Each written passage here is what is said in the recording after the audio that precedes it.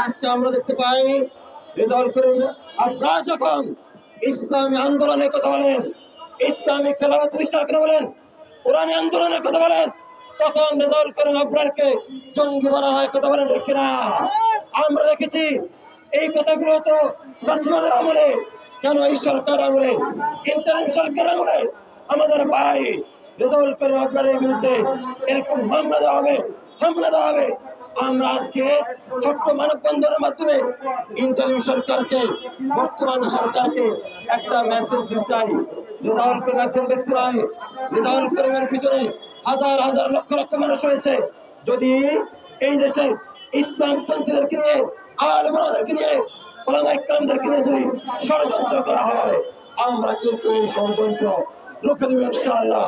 আমরা বলতে চাই, যখনই কোনো আলেম, কত ওলামা ইকরাম, বড় আলেমগণ ইসলামী হুকুমতের কথা বলেছেন, তখনই তাদেরকে জঙ্গি সাজানো হয়েছে।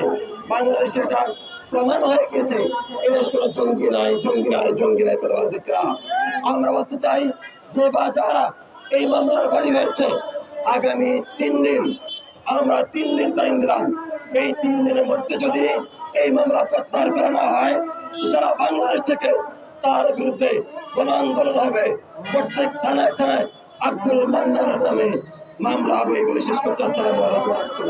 মুফতি রেজাউল করিম আবরার সহ আরো যে সমস্ত নন্দিত তরুণ ইসলামী দায়ী সম্পর্কে যে মিথ্যা জঙ্গি মামলা দেওয়া হয়েছে, আমরা তার তীব্র নিন্দা ও প্রতিবাদ জানাই।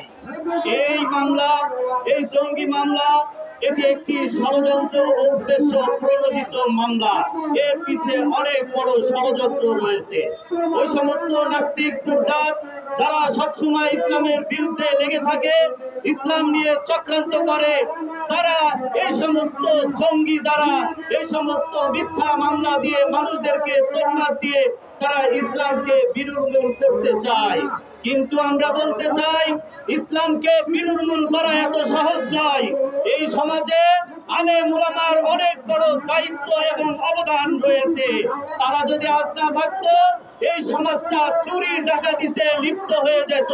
তাদের ওয়াজ এর মাধ্যমে মানুষেরা যত ধরনের অন্যায় রয়েছে তার থেকে বিরত থাকে।